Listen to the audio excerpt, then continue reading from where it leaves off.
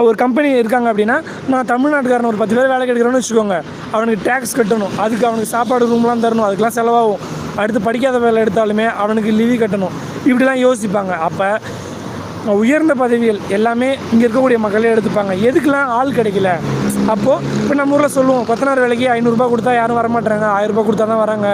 அப்படின்றப்போ பக்கத்து ஸ்டேட்டில் கொஞ்சம் காசு கஷ்டமாக இருக்கவங்க என்ன பண்ணுவாங்க, உடனே வருவாங்க, நான் செய்கிறேன் கஷ்டமாக இருந்த வேலை 500 வரேன் அப்படின்னு சொல்கிறாங்களா. அப்போ அதே மாதிரி பக்கத்து கண்ட்ரியில் பக்கத்து நாட்டில் இருக்கக்கூடியவங்க சிங்கப்பூரில் இந்த மாதிரி வேலை இருக்குப்பா, இந்த நாட்டு மக்கள்லாம் யாரும் செய்ய மாட்டாங்க இந்த மாதிரி கஷ்டமான வேலை, அப்போ நீங்கள் வரீங்களா, ஓகே நான் உடனே வரேன்.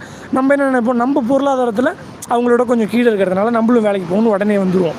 இதுதான் எங்களுடைய பேசிக் தியரி. அப்போது சிங்கப்பூருக்கு வேலைக்கு வர்றது தப்பு கிடையாது. நீங்கள் எந்த மனநிலையில் வரீங்க, எவ்வளோ நாலேஜ் கெயின் பண்ணிட்டு வரீங்க அப்படின்றது தான் ஃபஸ்ட் விஷயம்.